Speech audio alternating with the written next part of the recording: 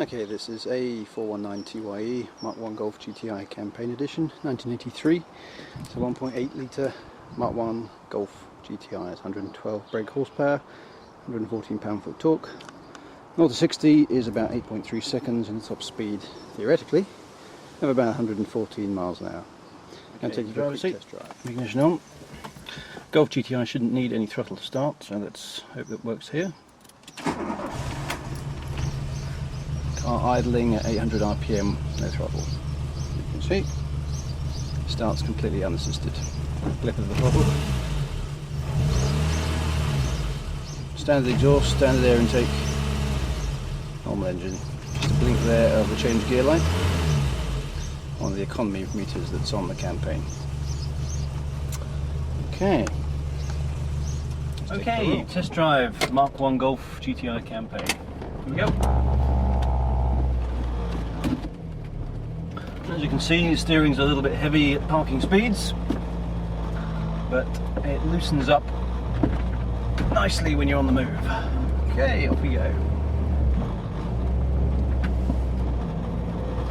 Now, one of the things that's important about driving a Mark 1, especially if you're dealing with a car that is 26 years old, is to let it warm up before you drive it too fast. On the Mark 1, the best thing to do is to use the MFA trip computer, which is a little display on the dashboard here, which shows me a number of things: current time, number of miles I've driven, the average speed, the average miles per gallon. And one of the other things it does is the oil temperature. Now, the MFA measures the oil temperature at the head, and it's currently showing just under 60 degrees, so I'm going to let it warm past 60 degrees, and then you're able to use the engine to its full.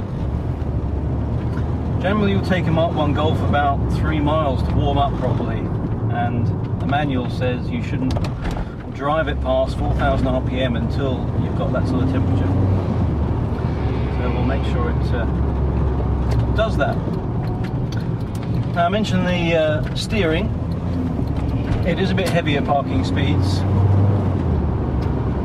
but it loosens up nicely when you're on the move. This car is running on 14-inch Pirelli alloy wheels, the standard ones for the campaign, and the cross-section of the tyres is 185. Now, that doesn't sound like much by modern standards, but it's kind of all the Mark 1 really needs, and it also helps you keep the handling about right, and also keeps the steering up and down.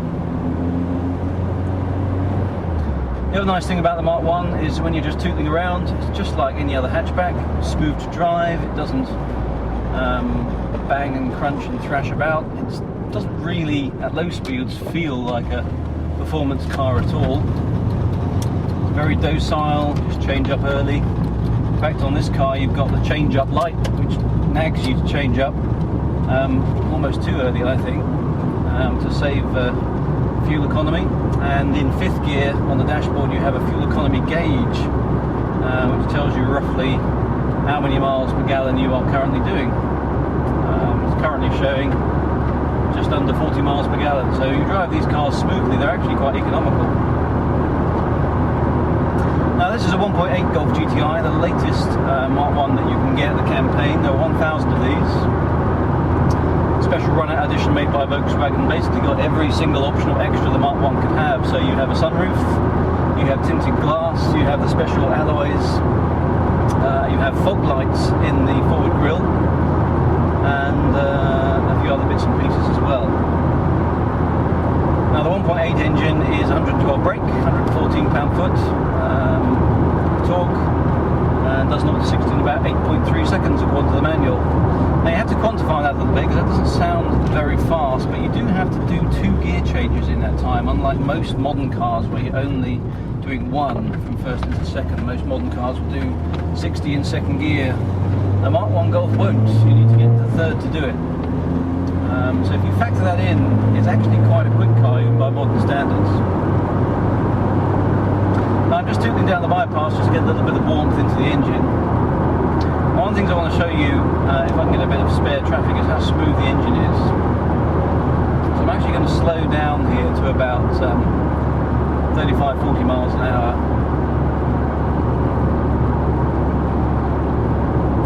There we go. I'm just going to put my foot flat to the floor in 5th gear, that we're currently in.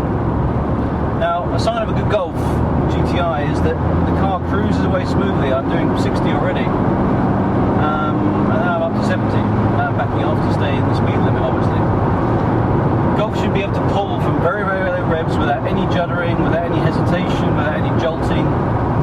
If your Golf is doing that, there's probably something either wrong with the fuel injection system or the electrical system. Should be as smooth as anything. Golf should be able to pull from very, very low revs indeed. Very, very flexible engine. Torque is available from just above idle all the way around to the red line. It's not a peaky engine, not like the 16 valves. It's a very, very wide, torquey engine. Throttle response also is instantaneous. There's no turbocharger on this car. It's a completely normally aspirated engine. And as such, a quick click of the throttle will give you instant throttle response. The throttle response, to be honest, is astonishing compared to modern cars. There is very, very little now that you can drive short of a Caterham, which gives you the same sort of throttle response as you can get in a Golf GTI. There's nothing electronic under the bonnet. This is a mechanical car, mechanical fuel injection. You've got points, you've got plugs under there. You don't have electronic ignition. There's no powered steering, there's no air conditioning. Nothing that saps the power of the engine at all. All you've got is 1.8 litres of brawn under the bonnet and a very, very simple car driving up behind it.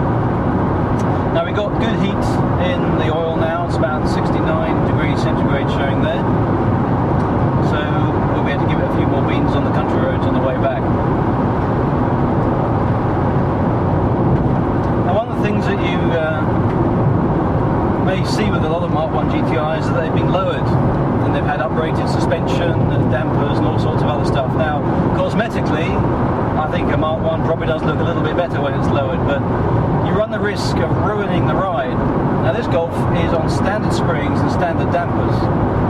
And to be honest, the ride quality here is absolutely fine. We're trundling along a road, there's lots of bumps in this road, but I'm happy.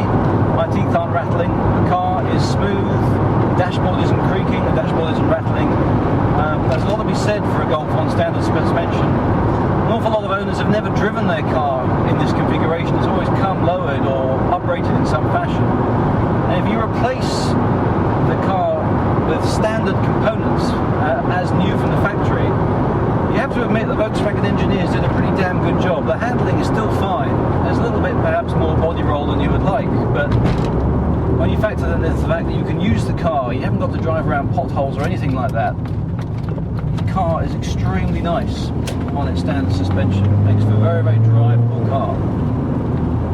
Now the 14-inch wheels on this car help. An awful lot of owners put bigger wheels and lower profile tyres on it, and again, good for the aesthetics, but in my view, not very good for the handling and not very good for the ride quality. Now on country roads now, it's a little bit bumpy up here, so the local council doesn't do a very good job of repairing the stretch, but we'll soon be on a slightly smoother section. Now this gives me a chance to show you a couple of things. Firstly, I'm going to drop it into 5th here, and I'm going to slow right down to 30 miles an hour, which is about there. I'm going to put my foot flat to the floor. There's no jolting, smooth,